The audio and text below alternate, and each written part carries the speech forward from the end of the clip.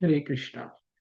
ఉద్ధవ గీతలో మనము శ్రీకృష్ణుడు ఉద్ధవుడికి అన్ని యోగ విధానాల్లో ఉత్తమమైనటువంటి యోగం ఏమిటి అనేటువంటి విషయాన్ని బోధిస్తున్నారు. సో యోగ పద్ధతిని వివరిస్తున్నారు. ఉద్ధవుడి యొక్క గొప్పతనాన్ని కూడా తెలియజేస్తున్నారు. విశుద్ధ భక్తుడికి కృష్ణుడి దృష్టిలో ఎలాంటి స్థానం ఉంటుంది అనేటువంటి విషయాన్ని కూడా తెలియజేశారు. ఒకవేళ మనం వేదాలు చదివినా, కఠోరమైనటువంటి తపస్సులు చేసినా, ఇంద్రియ నిగ్రహాన్ని పాటించినా, పూర్తిగా భౌతిక విషయాల పట్ల అనాసక్తిని ప్రదర్శించి మనము సన్యాసం తీసుకున్నా కానీ భగవంతుడు మనకి ఆధీనుడు కాడు. ఎప్పుడు ఆధీనుడు అవుతాడు? ఎప్పుడైతే మనము విశుద్ధ ప్రేమని, విశుద్ధ భక్తిని మనం ప్రదర్శిస్తామో అప్పుడు అవుతాం. అంటే మనమేమి వేదాలు చదవనవసరం లేదు. మనమేమి గొప్ప తపస్సులు చేయనవసరం లేదు. మనమేమి భౌతిక విషయాల పట్ల అనాసక్తిని చూపించాల్సిన అవసరం లేదు. కాకపోతే అన్నిటినీ కృష్ణపరం చేయాలి, కృష్ణమయం చేయాలి.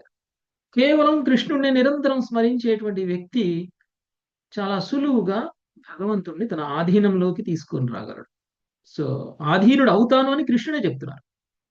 సో ఈ విధంగా విశుద్ధ భక్తి యోగంలో ఉన్నటువంటి ఒక వ్యక్తికి పొందేటువంటి ఉత్తమమైనటువంటి ఆనందము ఇతర ఏ యోగ విధానాల ద్వారా కూడా కలగదు అని కృష్ణుడే స్వయంగా డిక్లేర్ చేసేస్తున్నారు.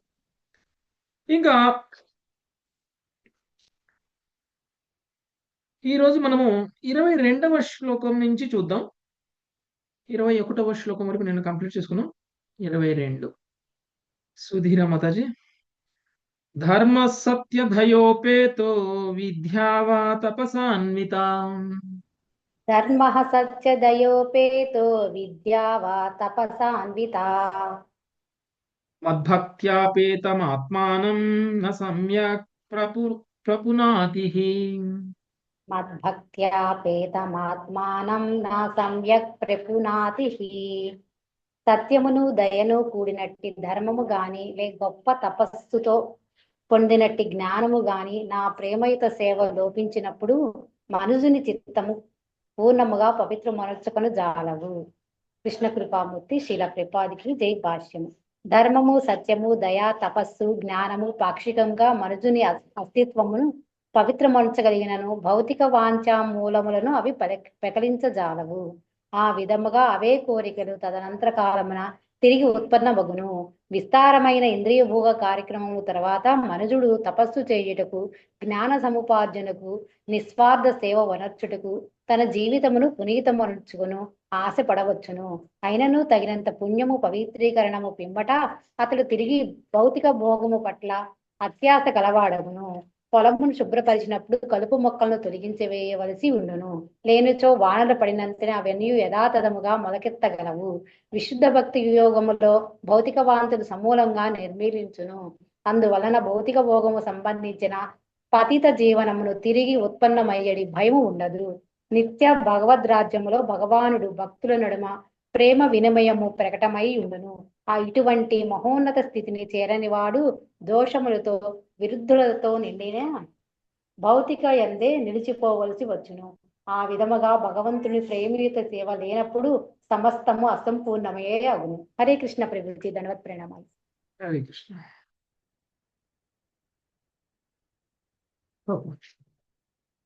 సో సత్యమును దయను కూడినటువంటి ధర్మము కానీ లేదా గొప్ప తపస్సుతో పొందినటువంటి జ్ఞానము కానీ నా ప్రేమయుత సేవ లోపించినప్పుడు మనుషుని చిత్తము సంపూర్ణంగా పవిత్రమనర్చజాలవు. దీన్ని చాలా ఈజీగా అర్థమయ్యేటట్టు భాష్యంలో మనకి ఎలా చెప్తున్నారు అని అంటే, కలుపు మొక్కలు తీయకపోతే ఏ విధంగా అయితే విత్తనాలు మొలకెత్తవో ఆ విధంగా మనలో ఉన్నటువంటి కల్మషాలన్నింటినీ తొలగించి విశుద్ధమైనటువంటి కృష్ణ భక్తిలోకి కనుక మనం రాకపోతే మనం పవిత్రం అవ్వము. ఓకే, మనం చేసేటువంటి ఏ పుణ్యకార్యమైనా సరే ధర్మం పేరుతో చేసేటువంటి ప్రతిదీ కూడా, దయ పేరుతో చేసేటువంటి ప్రతిదీ కూడా కృష్ణ భక్తి కాకుండా, లేదంటే మనం చేసేటువంటి కర్మలో కృష్ణుడిని ప్రసన్నం చేయడానికి అనేటువంటి భావన లేకుండా మనం చేసేటువంటిది ఏదైనా సరే కలుపు మొక్క లాంటిది. ఓకే, అది పుణ్యకర్మైనా లేకపోతే అది దాన ధర్మాలైనా, లేకపోతే యజ్ఞయాగాలైనా, లేకపోతే కర్మకాండ అయినా ఏదైనా కావచ్చు. ఓకే, అవన్నీ కూడా కలుపు మొక్కలు. అంటే కృష్ణ భక్తి ఉందండి నాకు. కృష్ణ భక్తితో పాటు నాకు ఇవన్నీ కూడా ఉన్నాయి. చాలా మంది ఆమ్, ఆ, కృష్ణ భక్తిలోకి వస్తారు, కృష్ణ చైతన్యంలోకి వస్తారు. కానీ ఇంతకు ముందు చేస్తున్నటువంటి కర్మకాండను మాత్రం వదిలిపెట్టరు. ఎందుకు? ఎందుకంటే ఇంట్లో వాళ్ళు ప్రేరణతోటో, లేకపోతే వాళ్ళకు వాళ్ళుగానే ఇంకా కన్విక్షన్ రాకనో, నేను కృష్ణుడి శరణులోకి వచ్చేసాను, ఇంక నాకేమీ అవసరం లేదు అనే స్థాయిలోకి అందరూ ఒక్కసారి రారు. దానికి చాలా సమయం పడుతుంది కదా. అయితే ఈ లోపల మనం కోల్పోతుంది ఏమిటి అనేటువంటిది అర్థం చేసుకోవాలి. అంటే పంట పండాలి అని మనము గింజలైతే నాటాము. అంటే కృష్ణ భక్తిని కావాలి అని ఒక గింజ అయితే నాటాము. కానీ చుట్టూత కలుపు పీకలేదు. ఏమవుతుంది? ఉం? ఆ పంట మనం అనుకున్నంతగా రాణించదు కదా. ఉం? మొలకెత్తినా కానీ అది అనుకున్నంతగా రాణించకపోవచ్చు. అలానే కృష్ణ భక్తి అనేటువంటి బీజాన్ని నాటినప్పటికీ మీరు ఈ కలుపు మొక్కలైనటువంటి పుణ్యకార్యాలు, సోషల్ సర్వీసెస్, లేకపోతే ఇంకేదో ఇంకేదో, ఇవన్నీ కూడా వాటిని కూడా పెంచి పోషిస్తూ ఉంటే, ఇక కర్మకాండలు ఇవన్నీ పెంచి పోషిస్తూ ఉంటే కృష్ణ భక్తి ఎక్కడ చెట్టులాగా అవుతుంది, ఎక్కడ గోలోకం దాకా చేరుకుంటుంది? చేరుకోదు. సో కృష్ణుడు అదే చెప్తున్నారు ఇక్కడ. మిగిలినవి చేస్తూ ఇది చేస్తాను కాదు, అకుంఠితమైన భక్తి చేయాలి. అప్పుడు కృష్ణుడు దొరుకుతాడు మనకి. ఒక కాలు దాని మీద, ఒక కాలు దీని మీద, దేవీ దేవతల పూజలు, యజ్ఞాలు, యాగాలు, తపస్సులు, దాన ధర్మాలు అన్నీ చేస్తాం, ఇది చేస్తాం అంటే అంత సమయం మీరు వృధా చేయని అవసరం లేదు. ఆ సమయాన్ని కూడా మీరు కృష్ణ భక్తిలో ఉపయోగించండి, సరిపోతుంది అనేటువంటిది కృష్ణుడు చెప్తున్నటువంటి విషయం. ఓకే, 28 రామారావు గురించి. కథం వినా రోమహర్షం ద్రవతా చేతసా వినా కథం వినా రోమహర్షం ద్రవతా చేతసా వినా వినానందాశ్రుకలయా శుద్ధేద్భక్త్యా వినాశయః. వినాశానందాశ్రుకలయా శుద్ధేజ్జక్త వినాశయః. హరే కృష్ణ. శరీరము రోమాంచము కానితో హృదయం ఎట్లు ద్రవించగలదు? హృదయమును ద్రవించినతో కన్నుల నుండి ప్రేమాశ్రువులు ఎట్లు జాలువారగలవు? ఆధ్యాత్మిక ఆనందములో రోధించనితో మనుజుడు ఎట్లా భగవంతునికి ప్రేమయుత సేవలు చేయగలడు? అటువంటి సేవ లేనితో చిత్తం ఎట్లు శుద్ధపడగలదు? హరే కృష్ణ. భాష్యము. భగవంతుని ప్రేమమయ సేవ అనేది పద్ధతి ఒకటే విశ్వమునందు పూర్తిగా శుద్ధిపరపగలదు. అట్టి సేవ ఆత్మను పూర్తిగా శుభ్రపరిచడి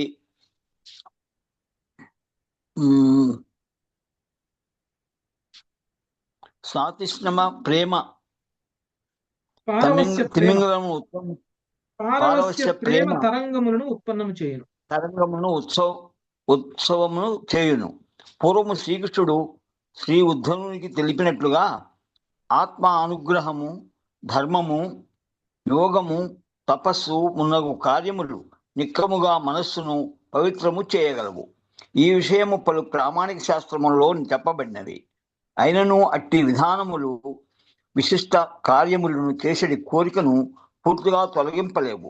కానీ భగవత్ ప్రేమలో వనరుంచినట్టి విశుద్ధ భక్తి యోగము ఎంతటి శక్తివంతముగా ప్రగతి పదములోని ఎట్టి అడ్డంకులైనను అది దగ్ధము కావింపగలదు.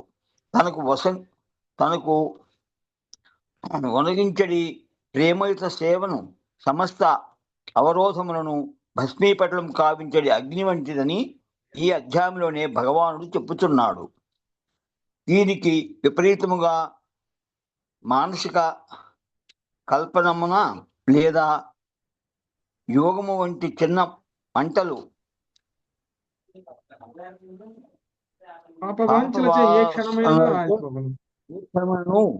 ఆగిపోగలవు.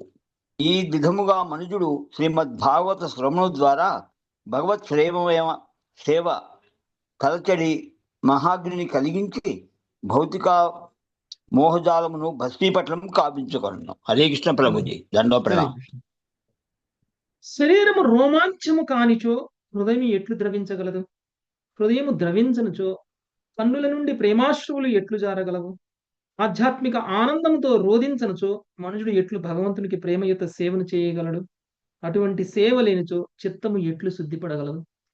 అంటే భగవంతుని యొక్క సేవ అనేటువంటిది ఎలాంటిది అంటే మన యొక్క హరే కృష్ణ మహామంత్రం యొక్క మీనింగ్ కూడా అదే.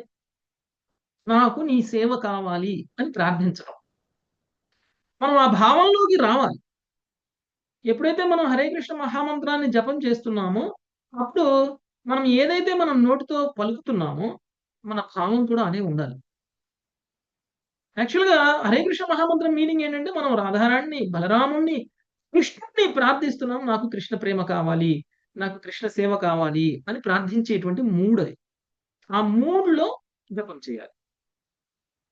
నిజానికి చిన్న పిల్లవాళ్ళు తనకి కావాల్సింది తన తల్లి నుంచి, తండ్రి నుంచి కోరుకుంటే ఒకవేళ దొరకకపోతే ఏ విధంగా అయితే రోధిచ్చైనా సరే ఎలా అయితే సాధించుకుంటాడో ఆ విధంగా మనం కూడా మనకి కావాల్సినటువంటి దాన్ని జస్ట్ ఏదో క్యాజువల్ గా మనకు భావం లేకుండా అడిగితే ఎవరైనా ఇస్తారా?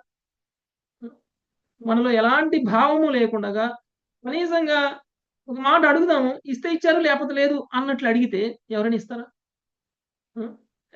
ఎవరు? కాబట్టి ఒకసారి అడిగితే ఇవ్వకపోతే 2 సార్లు అడగాలి. 2 సార్లు అడిగితే ఇవ్వకపోతే 3 సార్లు అడగాలి. 3 సార్లు అడిగినా ఇవ్వకపోతే కింద పడి ఏడవాలి. గట్టిగా అడగాలి. చిన్నపిల్లలు ఎలా పెద్దగా కేకలేసుకుంటూ, అరుసుకుంటూ, ఏడ్చుకుంటూ, కింద పడి డొర్లుకుంటూ అడుగుతారో అలా అడగాలి. అప్పుడు ఇస్తారు తల్లిదండ్రులు. అప్పుడు వీడి ఏడుపుని నేను చూడలేనురా బాబు అని ఇచ్చేస్తారు. అలా అంటే మనలో ఆ భావము అనేటువంటిది చాలా ఇంటెన్స్ గా ఉన్నప్పుడు కృష్ణ ప్రేమ మనకి దొరుకుతుంది. ఏదో లైట్ గా వస్తే వస్తుంది, లేకపోతే లేదు అన్నట్లు ఉంటే అది కృష్ణ ప్రేమ మనకి దొరకదు. ప్రేమాశ్రువులు రావాలి. అంటే మన మనసులో ఒకే విషయం పట్ల అంత ఏకాగ్రత, ఒకే విషయం పట్ల అంత ఇంటెన్స్ లవ్ ఉన్నప్పుడు మాత్రమే మనకి ప్రేమాశ్రువులు రావడం అనేటువంటిది జరుగుతుంది. లేకపోతే ప్రేమాశ్రువులు రావు. ఎందుకు మనకి కృష్ణుడిని చూస్తే, దర్శనం చేసుకుంటే కళ్ళమ్మటి నీళ్లు రావట్లేదు? రానందుకు ఏడవమని చెప్పారు గురు మహారాజ్. ఓకే, కృష్ణుడిని చూస్తే ఏడవాలి అని చెప్పారు. ఏం చేయాలి గురు మహారాజ్, మరి ఏడుపు రావట్లేదు అని అంటే, ఏడుపు రానందుకు ఏడవండి అని అన్నారు. అది గురు మహారాజ్ మూడు. ఓకే, అంటే అది ఆటోమేటిక్ గా జరిగే ప్రక్రియ. అది దాన్ని మనం ఆర్టిఫిషియల్ గా మనం ఏదో కళ్ళమని నీళ్లు తెచ్చుకోవాలి అని అనుకుంటే రావు. అది ఆటోమేటిక్ గా ఎప్పుడైతే మన హృదయంలో కేవలం కృష్ణుడు మాత్రమే ఉంటాడో, కేవలం కృష్ణ ప్రేమ కోసమే పరితపిస్తూ ఉంటామో అప్పుడు మాత్రమే ప్రేమాశ్రువులు రావడం అనేటువంటిది జరుగుతుంది. మన హృదయంలో చాలా విషయాలు ఉన్నాయి. కృష్ణుడు కూడా ఉన్నాడు. అప్పుడు వస్తుందా? మనందరి దగ్గర కృష్ణుడు లేడని కాదు, కృష్ణుడి మీద ప్రేమ లేదని కాదు. కృష్ణ ప్రేమతో పాటు ఇంకా 100 విషయాల మీద ప్రేమ ఉంది. అవన్నీ కలుపు మొక్కలు అని చెప్తున్నారు ఇక్కడ కృష్ణ ప్రేమతో పాటు మీకు ఉన్నటువంటి ఇతర ప్రేమలు ఏవైతే ఉన్నాయో అవన్నీ కలుపు మొక్కలు లాంటివి. కృష్ణ ప్రేమను బయటికి రాని ఇట్లా ఈ కలుపు మొక్కలు అవి పీకకపోతే మనం బయట. ఎప్పుడైతే మనం కృష్ణ ప్రేమలో, కృష్ణ భక్తిలో, కృష్ణ సేవలో మనం సంపూర్ణంగా మనం నిమగ్నం అయిపోతామో మన హృదయం పవిత్రం అయిపోతుంది. ఇతర కలుపు ముక్కలన్నీ ఆటోమేటిక్ గా పోతాయి. ఓకే, సో అదే హృదయం శుద్ధిపడడం అంటే. శుద్ధిపడడం అంటే పాపాల నుంచి మాత్రమే శుద్ధిపడడం కాదు. మన హృదయంలో కృష్ణుడికి సంబంధించినటువంటి విషయాల పట్ల ఆలోచన కాకుండా మరి ఏ ఇతర ఆలోచనలు ఉన్నా కానీ హృదయ శుద్ధి పడినట్టే. ఓకే, అవన్నీ కూడా పోతేనే హృదయం శుద్ధి పడినట్టు. నెక్స్ట్ 24వ శ్లోకం శిరీష మాతది. హరే కృష్ణ. వాగ్ద్రవతే యస్య చిత్తం వాగ్గద్గదాద్రవతే యస్య చిత్తం రుధత్యభీక్ష్ణం హసతి క్వచిచ్చ రుదత్యభీక్ష్ణం హసతి క్వచిచ్చ విలజ్జ ఉద్ఘాయతి నృత్య తే చ విలజ్య ఉద్గాయతి నృత్యతే చ మద్భక్తియుక్తో భువనం పునాతి. మద్భక్తియుక్తో భువనం పునాతి. ఏవని వాక్కు ఒకప్పుడు గద్గము మగును, ఏవని హృదయము ద్రవించును.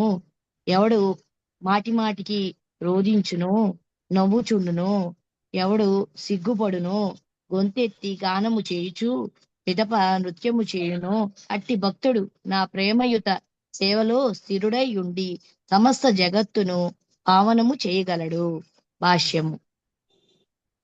వాగ్గద్గద అనునది మహోన్నతమైన భావోద్రేక స్థితిని సూచించును. దాని యందు గొంతు పూడుకుపోగా మనుజుడు మాటలు పలుకజాలకుండును.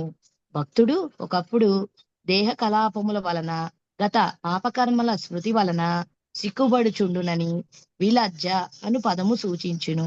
ఈ పరిస్థితిలో అతడు శ్రీకృష్ణ నామమును దగ్గరగా కీర్తించుచు ఒకప్పుడు నృత్యము చేయుచుండును. ఇచ్చట తెలుపబడినట్టి అట్టి భక్తుడు ముల్లోకములను పావనమనొచ్చగలడు. హృదయము ద్రవించుటచే మనుజుడు ఆధ్యాత్మిక జీవనమును తిరుడు కాగలడు. సాధారణముగా ఏవని హృదయము సులభముగా ద్రవించునో అతడు తిరునిగా భావించబడును. కానీ శ్రీకృష్ణుడే సకల జీవరాశికి సుస్థిర మూలము కనుక కృష్ణ ప్రేమలో హృదయము ద్రవించిన వాడు అత్యంత సుస్థిరుడకును. విరుద్ధ వాదనల చేత, దేహ క్లేశముల చేత, మానసిక చింతల చేత, ఆదిదైవిక ఉత్పాతముల చేత, లేక అసూయా పరులకు వ్యక్తుల జోక్యము చేత అతడు కలత చెందడు. అట్టి భక్తుడు ప్రేమయుత సేవలో సుస్థిరుడైన కారణముగా సాక్షాత్తుగా భగవంతుని హృదయమే కాగలడు. హరే కృష్ణ. జనరల్గా మన అందరం ఏది చూసినా కావాలి అని అనిపిస్తుంది, ఏది చూసినా మనకి భావం కలుగుతుంది, ఏది చూసినా కానీ మన హృదయం ద్రవిస్తుంది అని అనుకోండి. అప్పుడు ఏమవుతుంది అన్నట్లు, మనకి స్థిరత్వం లేదు అని అర్థం. ఈ రోజు ఒకటి కావాలి, దానికోసం కష్టపడతాం, దానికోసం బాధపడతాం, దానికోసం శ్రమిస్తాం, ఎలా అయినా సరే దాన్ని పొందాలి అనుకోరు. అది పొందిన తర్వాత ఇంకొక రోజు ఇంకోటి ఏదో కావాలి అనుకుంటాం, మళ్ళీ దానికోసం కష్టపడతాం, మళ్ళీ దాన్ని పొందేంత వరకు దాన్ని మనం వదిలిపెట్టాం. సో ఈ విధంగా ఒక్కొక్క రోజు ఒక్కొక్క విషయం పట్ల ఆసక్తి, ఒక్కొక్క రోజు ఒక్కొక్క విషయం పట్ల ప్రేమ, ఒక్కొక్క రోజు ఒక్కొక్క విషయం కోసం శ్రమపడడం, బాధపడడం, రోధించడం, పొందడం, లేదంటే పొందకపోవడం, ఇలాంటివన్నీ చేస్తుంటే ఆ మనిషి స్థిరంగా ఉన్నాడు అని చెప్తారా, స్థిరంగా లేడు అని చెప్తారా? లేడు. స్థిరత్వం లేదు అని అర్థం. కానీ ఒక వ్యక్తి కృష్ణ ప్రేమ కోసం గనక రోధిస్తూ ఉంటే, ఒక మనిషి కృష్ణ ప్రేమ కోసం హృదయం ద్రవిస్తూ ఉంటుందో, ఆ హృదయం ద్రవించినటువంటి సమయంలో ఏదైనా కీర్తన విన్నా రోమాంచం అవుతుంది, నృత్యం చేస్తాడు, తనలో తాను నవ్వుకుంటూ ఉంటాడు, కృష్ణుని చూసి ప్రేమాశ్రులు వస్తూ ఉంటాయి. అలాంటి వ్యక్తి స్థిరంగా భక్తిలో ఉన్నట్లు, స్థిరంగా భక్తిలో ఉన్నట్లు. కృష్ణ ప్రేమ కోసం చేసేటువంటివి, కృష్ణ ప్రేమ కాకుండా ఇతర విషయాల పట్ల చేసేటువంటివి ఒకటి కాదు. ఆ ఇతర విషయాల పట్ల మనకు కలిగించేటువంటి ఆ భావన ఏదైతే ఉందో అది స్థిరత్వం లేకపోవటం. కానీ కేవలం కృష్ణుడి పట్ల మాత్రమే కనుక కలిగినట్లయితే అది స్థిరమైనటువంటి భక్తిని కలిగినటువంటి స్థితి. అంటే సుమారుగా ఆ వ్యక్తి సమాధి స్థితిలో ఉన్నటువంటి వ్యక్తి. ఇంకా మరి ఏ ఇతర భౌతికమైనటువంటి విషయాల పట్ల ఆయనకి ఆసక్తి లేదు. ఆయనకి ఏ భౌతికమైనటువంటి విషయాలు కూడా ఆయన్ని కలత చెందేలా చేయట్లేదు. కేవలం కృష్ణుడు మాత్రమే ఆలోచనలో ఉన్నాడు. సమాధి స్థితినే కాదది. అలాంటి స్థితిలో కృష్ణుడి లీలలు గుర్తొస్తే నవ్వుతారు. కృష్ణుడు నిజానికి విశుద్ధ భక్తులు, గోస్వాములు లాంటి వాళ్ళు ఇక్కడే ఉన్నా కానీ గోలోకంలో జరిగే లీలల్లో భాగం పంచుకుంటారు. వాళ్ళల్లో వాళ్ళు మాట్లాడతారు, వాళ్ళల్లో వాళ్ళు నవ్వుతారు, మనకు అనిపిస్తుంది. కానీ అక్కడ వాళ్ళు లీలల్లో భాగం పంచుకుంటున్నారు. లీలల్లో వాళ్ళు కృష్ణ లీలల్లో ఉన్నారు. అక్కడ ఏదైనా ఫెస్టివల్ జరిగితే ఆ ఫెస్టివల్లో కూడా వీళ్ళు కూడా సేవలు చేసి వస్తారు. అంటే మనకి బాహ్యంగా చూడటానికి మనతో పాటు ఉన్నారు, మనతో పాటు శరీరంతో ఉన్నారు అని అనుకుంటాం. మీకు గుర్తుందండి రఘునాథ దాస్ గోస్వామి? రఘునాథ్ దాస్ గోస్వామి.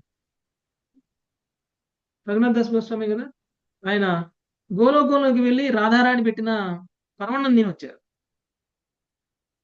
ఇక్కడేమో ఆయన ఏమీ తినరు. ఉం? ఇక్కడ ఏం పెట్టినది లేదు, ఆయన కేవలం కొంచెం మంచినీళ్ళు తాగుతారు, లేకపోతే మజ్జిగ తాగుతారు.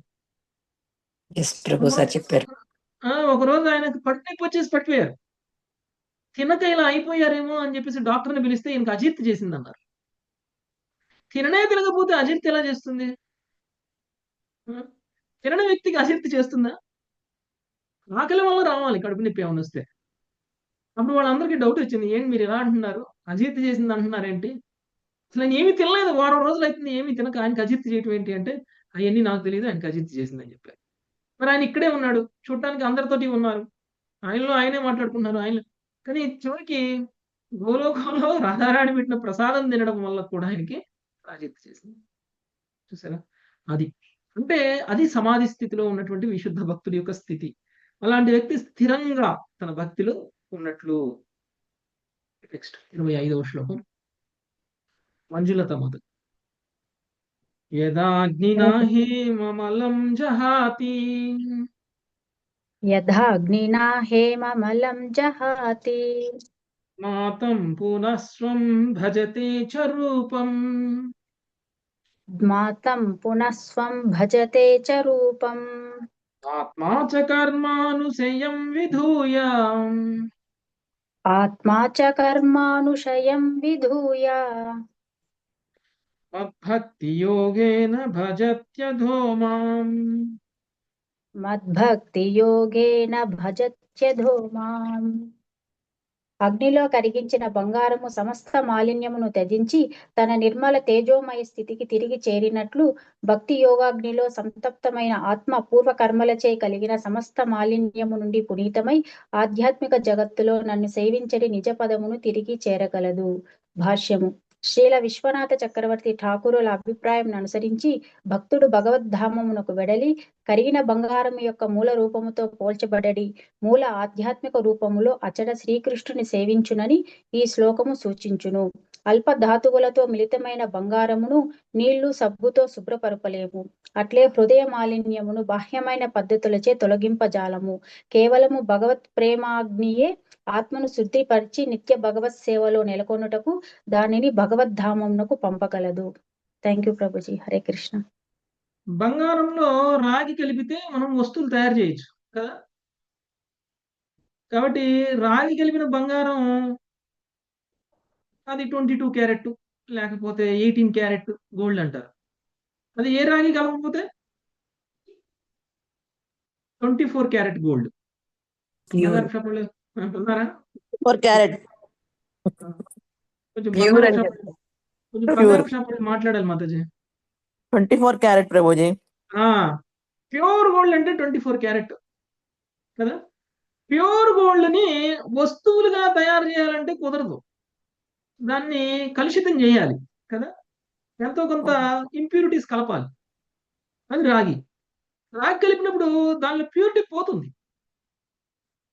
22 క్యారెట్లు 18 క్యారెట్లు బంగారం 24 క్యారెట్ల బంగారంతో సమానం కాదు. ఎందుకంటే వస్తువులు తయారు చేయడం కోసం ఆ కల్తీ అవసరం.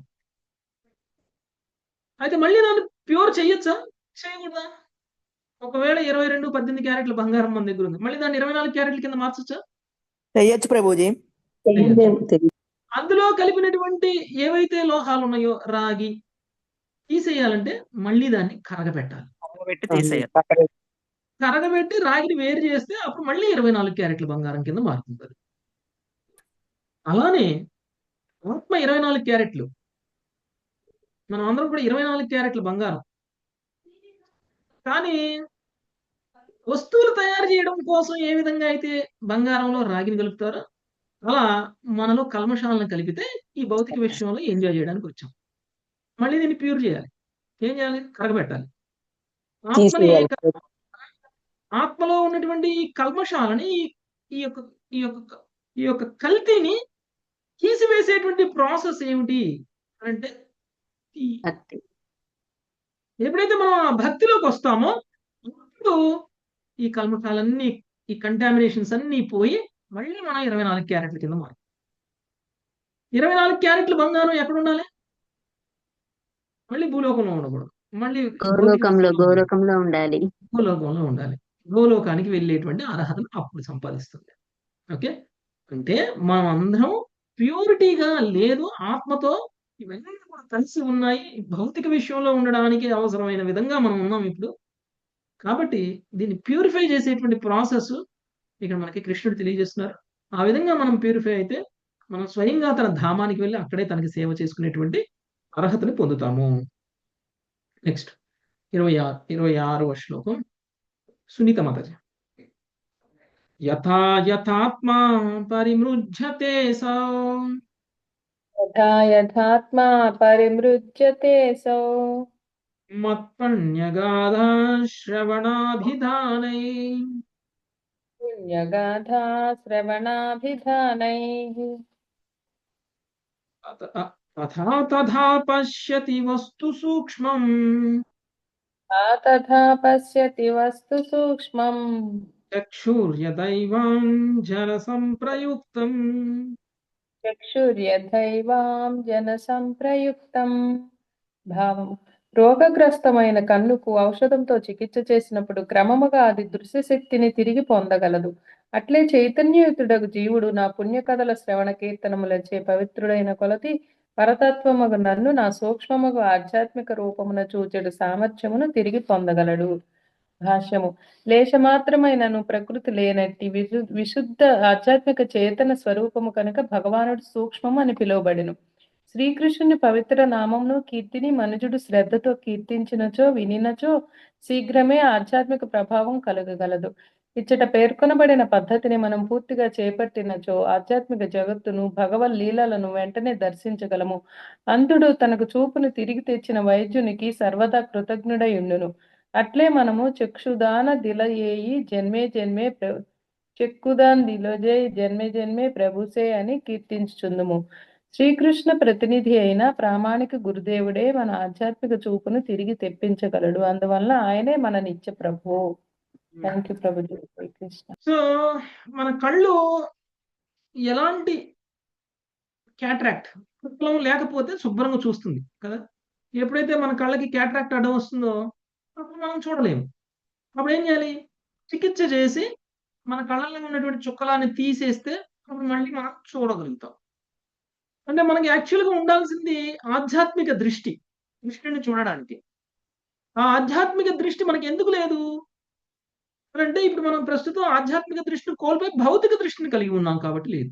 భౌతికమైనటువంటి చక్షువులు, భౌతికమైనటువంటి దృష్టి. కాబట్టి దీన్ని ఆధ్యాత్మిక చక్షువులుగా మార్చగలగాలి. అంటే దీనికి ట్రీట్మెంట్ అవసరం, చుక్కలాలు తీసే ట్రీట్మెంట్. ఆ ట్రీట్మెంట్ ఎవరు చేస్తారు? ఆధ్యాత్మిక గురువు చేస్తారు. ఏ విధంగా అయితే మనం కోల్పోయినటువంటి దృష్టిని తీసుకురావడం కోసం ఆపరేషన్ చేసినటువంటి డాక్టర్కి మనం ఎలా అయితే కృతజ్ఞతగా ఉంటామో, మనం కోల్పోయినటువంటి ఆధ్యాత్మిక దృష్టిని తిరిగి తీసుకొచ్చినటువంటి గురువుకు కూడా మనం కృతజ్ఞతగా ఉండాలి. ఓకే, అందుకని మనకి గురువుని మనం గురు పూజ చేసేటప్పుడు మనం ఏం చేస్తామండి? శ్రీ గురు చరణ పద్మ. ఓకే, అందులో వస్తుంది చక్కుదాన్ దిలోజై జన్మే జన్మే ప్రభుసే. ఓకే, సో ఎవరైతే మనకి ఆధ్యాత్మిక దృష్టిని ఇస్తారో ఆ చూపుని తెప్పించగలిగినటువంటి ఆయనకి మనం కృతజ్ఞతగా ఉంటాము. ప్రామాణిక గురువు మాత్రమే అది చేయగలరు అని చెప్తున్నారు. ఓకే, ఇంకోటి సూక్ష్మమైనటువంటి భగవానుడు. అంటే మనకు ఉండాల్సింది భౌతిక దృష్టి కాదు, మన సూక్ష్మ చైతన్యాన్ని కనుక మనం శుద్ధిపరిచినట్లయితే అప్పుడు మనకి సూక్ష్మమైనటువంటి భగవానుడు కనిపిస్తారు. సూక్ష్మమైనది కనిపిస్తుంది అసలు మామూలుగా కనిపించదు. భౌతికమైన వస్తువులతో చూస్తే భౌతికమైన వస్తువులను చూడగలిగేటువంటి కళ్ళతోటి సూక్ష్మమైన వస్తువుల్ని ఎలా చూడగలుగుతుంది? చూడలేదు. కాబట్టి ఆధ్యాత్మిక దృష్టి అవసరం. అర్జునుడికి కూడా కృష్ణుడు నువ్వు ఇలా చూడు నన్ను అని అన్నాడా? ఆయన విశ్వరూపం చూపించేటప్పుడు చూడలేడు. అర్జునుడితో పాటు ఎంతో మంది ఉన్నారు కురుక్షేత్ర యుద్ధంలో, అందరూ చూడగలిగారా? చూడలేకపోయారు. ఎప్పుడు చూడగలిగాడు? దివ్య దృష్టి ఇచ్చాక మన కళ్ళకి ఒక లిమిటేషన్ ఉంది. ఇక్కడ నుంచి కొంతవరకే చూడగలుగుతాం. కానీ అర్జునుడు సమస్త విశ్వాన్ని ఒకే చోట చూసేసాడు. ఓకే, సమస్త విశ్వాన్ని ఒకే చోట చూడగలగడం. అంటే కళ్ళు ఎంత పెద్దగా ఉండాలి? కళ్ళు పెద్దగా ఉండాలా? కళ్ళకి కావాల్సిన పవర్ దివ్య దృష్టి కావాలి. ఏదైనా ఎక్కడుండైనా చూడగలిగేటువంటి దివ్య దృష్టి. అది ఇచ్చినప్పుడు కృష్ణుని చూడగలిగాడు. కృష్ణుడి యొక్క గొప్పతనాన్ని అర్థం చేసుకోగలిగాడు. అలానే మనకు కూడా బ్రహ్మ సమితిలో కూడా వస్తుంది. ప్రేమాంజనం అనేటువంటిది ఉంటే, అంటే కళ్ళకి ప్రేమ అనేటువంటి కాటుకను కనుక మనం పెట్టుకున్నట్లయితే అప్పుడు మనము కృష్ణుడిని చూడగలుగుతాం. అది లేకపోతే కృష్ణుడిని చూడలేం. నాకు చూపించు కృష్ణుడు, నాకు చూపించు కృష్ణుడు, కృష్ణుడు ఉంటే ఎందుకు కనపడ్డు, దేవుడు ఉన్నాడు, దేవుడు ఉన్నాడు అంటారు కదా. నాకు దేవుడు కనీసం దేవుడికి సంబంధించిన జ్ఞానం కూడా మనకు రాదు భక్తి లేకపోతే. దేవుడి మీద విశ్వాసం, దేవుడికి సంబంధించినటువంటి శ్రద్ధ కలిగినప్పుడు మాత్రమే దేవుడి గురించి మనకు అర్థమవుతుంది కానీ, లేకపోతే మనకు అర్థం కూడా కాదు. కాబట్టి మనం గురువుని ఆశ్రయించి ఆ ఆధ్యాత్మిక పదంలో ఉంటే తప్ప భగవంతుడికి సంబంధించినటువంటి సత్యం కొంచెం కొంచెంగా రివీల్ అవడం అనేటువంటిది అవ్వదు. ఓకే. సో ఇది ప్రాసెస్. ఈ ప్రాసెస్ లోనే మనం స్లోగా ఒక్కొక్క మెట్టు ఎక్కాలి. మనం ఎక్కిన మొదటి రోజే, మనం వచ్చిన భక్తిలోకి వచ్చిన మొదటి రోజే ఆధ్యాత్మిక విషయాలన్నీ పూర్తిగా అర్థమైపోవాలి, కృష్ణుడి గురించి పూర్తిగా తెలిసిపోవాలి అంటే తెలియదు. మనలో ప్యూరిటీ ఏ లెవెల్లో పెరుగుతూ వస్తుందో ఆ లెవెల్లో కృష్ణుడు అర్థమవుతాడు. అంటే మన ప్యూరిటీ పెరిగినా కొద్దిగా కృష్ణుడు ఎక్కువగా అర్థమవుతూ ఉంటారు. మనకి ఎవరికైనా కృష్ణుడి గురించి లేదా ఆయన తత్వం గురించి అర్థం కాలేదు అని అంటే దాని అర్థం ఇంకా ప్యూరిటీ పెరగాలి అని అర్థం. రాసిన పదాలు సేము, అర్థం చేసుకునే విషయాలు సేము, కానీ ఎందుకు కృష్ణుడు అర్థం కావట్లేదు అందులో అంటే కేవలం మనలో లోపం. మనలో ప్యూరిటీలో ఇంకా పెరగాలి, అప్పుడు ఇంకా రివీల్ అవ్వగలుగుతుంది. నెక్స్ట్ 27వ శ్లోకం. మల్లీశ్వరి మాతాజీ. హరే కృష్ణ ప్రభు. విషయాన్ ధ్యాయతశ్చిత్తం విషయేషు విషజతే విషయాన్ ధ్యాయత చిత్తం విషయేషు విసజ్జతే మామనుస్మరతశ్చిత్తం మయ్యేవ ప్రవిలీయతే. మామనుస్మరత చిత్తం మయ్యేవ ప్రబలీయతే. ఇంద్రియార్ద్రములను తలంచి వాని చిత్తము నిక్కముగా వాటి యందే తగులుకొని ఉండును. కానీ మనుజుడు నిరంతరము నన్నే స్మరించి ఉన్నచో మనసు నాయందే సంలగ్నమై ఉండును. ప్రభుపాల్ వారి భాష్యం విజయ్. యాంత్రికంగా కృష్ణ పూజలో నెలకొనుటచే కృష్ణుని గురించి పూర్ణ దివ్య జ్ఞానమును పొందవచ్చునని ఎవ్వరుడు తలచరాదు. తననే చిత్తమునందు నిలుపుకొనుటకు మనుజుడు నిరంతరం యత్నించవలనని శ్రీకృష్ణుడు ఇచ్చట తెలుపుచున్నారు. ఆ దేవదేవుని మహిమను నిరంతరం కీర్తించుచు వినడి వానికి అట్టి నిరంతర స్మరణము అనగా అనుస్మరత సాధ్యమగును. కనుకొనే శ్రవణం, కీర్తనం, స్మరణం అని చెప్పబడినది. శ్రవణ కీర్తముల ద్వారా భక్తి యోగ విధానం ఆరంభమై స్మరణము ద్వారా వృద్ధి చెందును. విషయములచే నిరంతరం చింతించువాడు వాటి పట్లని ఆకర్షితుడగును. అట్లే మనస్సులో సతతము శ్రీకృష్ణుని నిలుపుకొని వాడు ఆ దేవదేవుని దివ్య స్వభావమునందే లగ్నము చెంది ఆ విధముగా భగవద్ధామములో భగవంతుని సేవించుటకు పాత్రుడగును. హరే కృష్ణ ప్రభుజీ. Thank you Prabhuji. ఎవరైతే భౌతికమైనటువంటి ఇంద్రియార్థాల పట్ల ఎక్కువగా ఆకర్షణ కలిగి ఉండి ఆ ఇంద్రియార్థాలని అనుభవించాలి అనేటువంటి భావంలోనే ఉంటారో అలాంటి వ్యక్తులకి అందులో నుంచి బయటికి రాలేరు. మనం చాలా మందిని చూస్తూ ఉన్నాం. ఎందుకు ఆధ్యాత్మికంగా పురోగమించలేకపోతున్నారు? మనకంటే తర్వాత వచ్చిన వాళ్ళు కూడా మనకంటే ముందు ఎందుకు వెళ్ళిపోతున్నారు చెప్పండి? మనకంటే కోరికల ప్రభుజీ. తర్వాత వచ్చిన వాళ్ళు కూడా చాలా ఫాస్ట్ గా ఎందుకు వెళ్తున్నారంటే వాళ్ళలో ఆల్రెడీ చాలా ప్యూరిటీ ఉంది కాబట్టి. కృష్ణుని కృప. ఎవరు ముందు వచ్చారని కాదు, ఎవరు ఎంత ప్యూర్ అయ్యారు అనేది ఇక్కడ ఇంపార్టెంట్. ఇంకా మనలో కల్మషాలు ఉన్నాయనుకోండి, మనం అనుకున్నంత ఫాస్ట్ గా మనకి ఆధ్యాత్మిక పురోగతి ఉండదు. ఎవరైతే ఇలాంటి భౌతిక ఇంద్రియార్థాల పట్ల ఆకర్షణని కలిగి ఉండరో అలాంటి వ్యక్తులు వాళ్ళు చాలా స్పీడ్ గా చాలా ఫాస్ట్ గా పురోగమించగలరు. ఓకే. అందుకే ఇక్కడ చెప్తున్నారు, మనుషుడు నిరంతరము నన్నే స్మరించుచున్నచో మనసు నాయందే సంలగ్నమై ఉండును. మనం ఏది చింతిస్తామో అదే కావాలని కోరుకుంటాం కదండి. మనం ఏది మనసులో ఆలోచన చేస్తూ ఉంటామో మనం దాన్నే అనుభవించాలని కోరుకుంటాం. ఒకవేళ కృష్ణుడిని ఆలోచిస్తూ ఉంటే మనుషులు కృష్ణుడే కావాలనిపిస్తుంది, వేరే దేని మీద ఇంట్రెస్ట్ ఉండదు మనకి. ఓకే. నెక్స్ట్ 28వ శ్లోకం. లావణ్య మాతాజీ. హరే కృష్ణ ప్రభు. తస్మాదసదవిధ్యానం యథా స్వప్నమనోరథం తస్మాదసదభిజ్ఞానం యదా స్వప్నమనోరథం స్థిత్వా మయి సమాధత్స్వా మనోమద్భావధావితం. హిత్వా మయి సమాధత్స్వ మనోమద్భావభావితం. కనుక మనుజుడు మనోరథముల వంటి సమస్తమగు లౌకికోన్నతి పద్ధతులను త్యజించి మనసును పూర్తిగా నాయందే సంలగ్నమనర్చవలెను. నా నిరంతర చింతనచే అతడు పవిత్రుడు కాగలడు. భాష్యము. భావితం అను పదమునకు కలుగజేయబడును అని అర్థము. భౌతిక జగత్తు సృష్టి లయముల నిరంతర కలతకు గురి అయ్యడి అస్థిరమగు స్థానం అని భగవద్గీత యందు వివరింపబడింది. కానీ కృష్ణుని యందే చిత్తము లగ్నమైన వాడు కృష్ణుని స్వభావమునే పొందిన వాడే మద్భావ భావితం అంటే కృష్ణ భక్తి కారణమున నిజమైన అస్తిత్వంలో నెలకొనిన వాడు అని వర్ణించబడును. విభిన్నమగు మానవ జీవన పూర్ణత్వ పద్ధతుల విశ్లేషణను శ్రీకృష్ణుడు ఇచ్చట ముగించుచున్నాడు. హరే కృష్ణ ప్రభుజీ, ధన్యవాదాలు. ఏ విధంగా అయితే ఇనుముని నిప్పులో పెడితే నిప్పులా మారిపోతుందో అలా మనం నిరంతరం కృష్ణ నామస్మరణ చేస్తే మనం కూడా కృష్ణుడిలా మారిపోతాం. కృష్ణుడి యొక్క గుణాలు, కృష్ణుడి యొక్క లక్షణాలు, కృష్ణుడి యొక్క అన్ని క్వాలిటీస్ మనలోకి వచ్చేస్తాయి. ఓకే, సో ఎవరైతే తమ మనోరథములను వంటి సమస్తమగు లౌకిక ఉన్నతి పద్ధతులను త్యజించి మనస్సును పూర్తిగా నాయందే సంలగ్నమర్చవలెను. నా నిరంతర చింతనచే అతడు పవిత్రుడు కాగలడు. ఓకే, ఒకటి చెప్పండి, మనం అందరం కూడా దేవీ దేవతల ఆరాధన చేస్తూ ఉంటాం కదా. మనం చేసే దేవీ దేవతల ఆరాధన యొక్క ముఖ్యమైన ఉద్దేశం ఏమిటి అని అంటే మనకున్నటువంటి భౌతిక కోరికలను తీర్చుకోవడం కదా.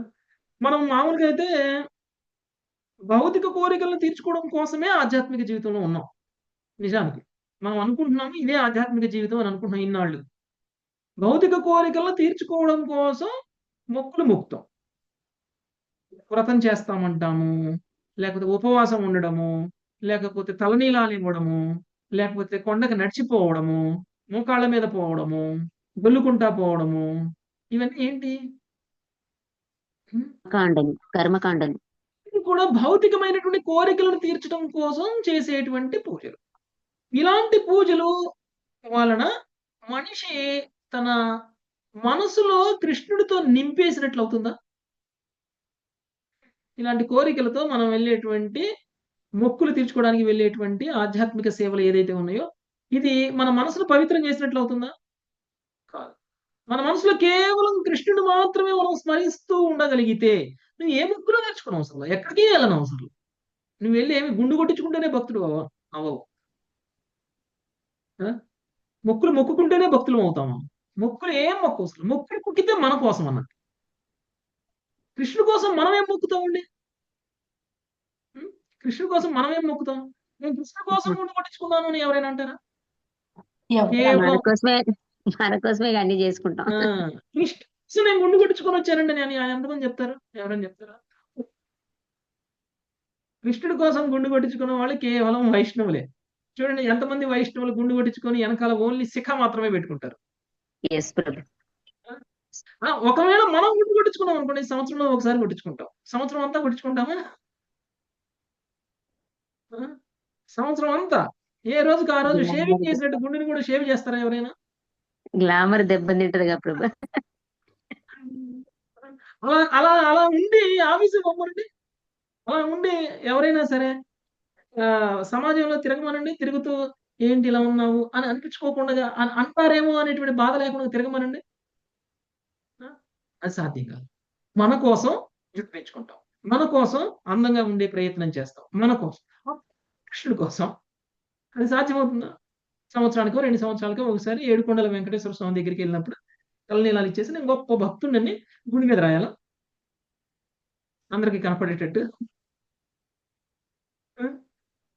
అది కాదు. ఇక్కడ ఏమన్నారు? ఒకవేళ అలాంటివి ఏదైనా చేస్తే దాని వలన మీ మనసు పవిత్రం చెందదు. అలా పవిత్రం చెందని మనసు కృష్ణ లోకానికి వెళ్ళలేదు. ఓకే, కృష్ణుడి యందు సంలగ్నం అవ్వాలి. చిత్తం కూడా కృష్ణుడి యందు ఉండగలగాలి. అప్పుడు మనం పవిత్రం అవుతాం. ఓకే. 29 ప్రమీల మాతాజీ. స్త్రీణాం స్త్రీ సంగినాం సంగం త్యక్త్వా ధూరత ఆత్మవాన్ స్త్రీణాం స్త్రీ సంగినాం సంగం త్యక్త్వా దూరత ఆత్మవాన్ క్షేమే వివిక్త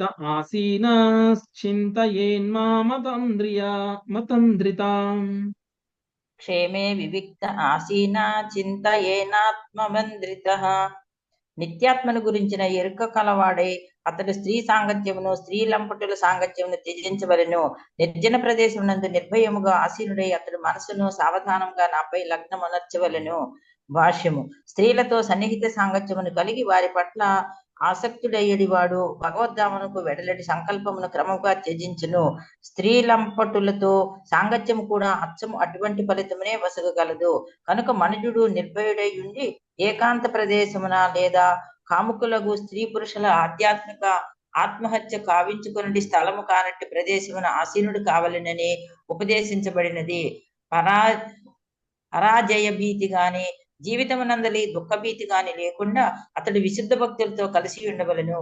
మనుజుడు ఈ నియమం పట్ల రాజీ పడక గట్టితనముతోనూ సావధానముగాను ఉండవలనని అతన్రిద్ధ అను పదమునకు అర్థము కేవలము ఆత్మవంతునికే నిత్యాత్మను గురించిన అనుభవపూర్వక అవగాహనలో స్థిరుడైన వాడు ఇది ఎంతయూ సాధ్యపడును. హరే కృష్ణ ప్రభుజీ. దండవత్ ప్రణామం. ఓకే. సో ఎప్పుడు ఎలాంటి వాళ్ళతో ఉంటామో అలాంటి ఆలోచనలే వస్తాయి మనకి. ఒకవేళ మనం లౌకికుల సాంగత్యంలో ఉంటే మనం కూడా లౌకికంగానే ఉంటాము. వాళ్ళు ఏ విధంగా అయితే వాళ్ళు ఇంద్రియ కోరికల్ని తీర్చుకోవాలి అనేటువంటి ఆలోచనలో ఉంటారో మనం కూడా అలానే ఉంటాం. ఇప్పుడు నిజానికి మన చుట్టూ ఇంద్రియ నిగ్రహం లేనటువంటి వాళ్ళే లేకపోతే మనం ఏం చేయాలి? అక్కడి నుంచి వెంటనే విడిచిపెట్టేయాలి. ఇంద్రియ నిగ్రహం లేనటువంటి వాళ్ళు ఎక్కడుంటారో అక్కడికి వెళ్ళాలి. అలాంటి వాళ్ళే లేరు. అప్పుడు ఏం చేయాలి? మనం ఒంటరిగా ఉండాలి. అంతే కదా? ఇప్పుడు ఏదో ఒక రకంగా ఇంద్రియ భోగం చేయాలి అనేటువంటి వ్యక్తుల మధ్యలో ఉన్నప్పుడు మనకు కూడా ఏదో ఒక రకంగా ఇంద్రియ భోగం చేయాలి అనేటువంటి కోరిక కలుగుతుంది. ఒకవేళ అలాంటి పరిస్థితి ఏర్పడింది అనుకోండి, ఎక్కడికి వెళ్ళినా, ఎవరిని చూసినా, ఎవరితో మాట్లాడినా, ఏ భూమి మీద ఏ ప్రదేశానికి వెళ్ళినా కానీ అందరూ ఇంద్రియ భోగాలే చేస్తున్నారు అనుకోండి. అప్పుడు మనకి ఇంద్రియ భోగం చేయనటువంటి స్థితి వస్తుందా? కష్టం ప్రభుజీ. అందుకని మనం ఏం చేయాలంటున్నారా? ఏకాంతంగా ఉండాలి. ఏకాంతంగా ఉండి ఇంద్రియాలని నిగ్రహించాలి. ఇంతకు ముందు చెప్పినట్లు ఏకాంతంగా ఉండి ఇంద్రియాలను నిగ్రహించేటువంటి ప్రయత్నం చేసినా కానీ నువ్వు పతనం చెందుతావు అని చెప్పారు కృష్ణుడు కదా. కానీ చుట్టూ భక్తులు లేనప్పుడు ఏం చేస్తామండి? ఉన్నది అదొక్కటే మార్గం. అదే మనకి భక్తుల సాంగత్యం ఉందనుకోండి, మనకు అవసరమా ఏకాంతం? భక్తుల సాంగత్యంలో గనక ఉంటే ఏ భక్తుడు నేను ఇంద్రియార్థాల పట్ల ఆకర్షితుడిని అవుతున్నాను అని మాట్లాడు బయటికి. ఏ భక్తుడైనా సరే ఇంకొక భక్తుడికి రా, మనం ఇది ఎంజాయ్ చేద్దాం, అది ఎంజాయ్ చేద్దాం, అలా చేద్దాం, ఇలా చేద్దాం అని వాళ్ళ సమయాన్ని వృధా చేయరు. భక్తుల సాంగత్యంలో ఉన్నటువంటి వ్యక్తికి వాళ్ళ కామ కోరికలు కూడా తగ్గిపోతాయి. ఆలోచనలు కూడా రావు. ఆలోచనల్లోనే రానటువంటిది అనుభవించాలి అని ఎప్పటికీ అనిపించదు. కాబట్టి భక్తుల సాంగత్యంలో ఉంటే ఏకాంతంలో ఉన్నట్లే. అవునా కదా? ఏకాంతం అనేటువంటిది ఎందుకు అని అంటే కేవలం మన ఇంద్రియార్థాలకి సంపర్కంలో రాకుండా ఉండడం కోసం. అంతకుమించి వేరే ఏం లేదు. ఎక్కడ నువ్వు ఉంటే ఇంద్రియార్థ సంపర్కంలోకి రావో అదే ఏకాంత ప్రదేశం. ఒకవేళ భక్తుల సాంగత్యంలో ఉంటే నీకు ఇంద్రియార్థాలు గుర్తు రావట్లేదు అనుకోండి, అది ఏకాంత ప్రదేశమే. అదే నువ్వు హిమాలయాలకు వెళ్ళినా ఇంద్రియార్థాలు గుర్తొస్తున్నాయి అనుకోండి, కొండ గుహల్లో కూర్చున్నా ఇంద్రియార్థాలు గుర్తొస్తున్నాయి అనుకోండి, అది ఏకాంత ప్రదేశం అవుతుందా? లేదు. భౌతికంగా ఉన్నవాడితో ఉండడమే, భౌతికంగా ఉన్నవాడితో కలిసినట్లే. ఇక్కడ ఏకాంత ప్రదేశము అంటే ఎక్కడ నీకు ఇంద్రియాలకి సంపర్కం కలగదో అది ఏకాంత ప్రదేశం. ఓకే. కాబట్టి భక్తుల సాంగత్యంలో ఉంటేనే అది సాధ్యమవుతుంది, లేకపోతే అది సాధ్యం కాదు. కాబట్టి మనం అందరం కలిసి ఉంటే అందరం ఏకాంతంగా ఉన్నట్టు. అవునా కదా? ఏకాంతం అంటే మన ఇంద్రియాలు దేనితోటి కాంటాక్ట్ లోకి రావట్లేదు అని అర్థం. ఓకే, అదే ఏకాంతం అంటే. నెక్స్ట్ 30వ శ్లోకం. సుధీర మాతాజీ. న తథాస్య భవే శ్లోకే బంధశ్చాన్య ప్రసంగతః न तदास्य भवतो क्लेशे बन्धाचान्य प्रसङ्गतः योषित् संघाध्यथा पुंसो यथा तत्संगी संगतः योषित् संगाध्यदा पुंसो यदा तत्संगी సంగతః వివిధమగు ఆసక్తుల నుండి ఉత్పన్నమయ్యేది అన్ని రకముల కెలేశములు బంధముల్లో ఏదియు స్త్రీ సాంగత్యము వలను స్త్రీ లంపటతో సన్నిహిత సంపర్కము వలను కలిగేడి క్లేశ బంధములకు మించినదై ఉండదు. కృష్ణ కృపామూర్తి శిల కృపాదికి జై. భాష్యము. స్త్రీలతోనూ స్త్రీ లంపటులతోనూ సన్నిహిత సంపర్కము త్యజించుట మనుజుడు తీవ్రమగు యత్నము చేయవలెను. స్త్రీలతో సన్నిహిత సంపర్కము నిలుపవలసి వచ్చినచో బుద్ధిమంతుడగు మర్యాదస్తుడు అప్రయత్నముగానే సావధానుడగును. కానీ అదే వ్యక్తి స్త్రీలంపటుల సాంగత్యములో అన్ని రకములైన సాంఘిక వ్యవహారముల్లో పాల్గొనును. ఆ విధముగా అతడు వారిని దూషిత ప్రవృత్తిచే కలుషితుడగును.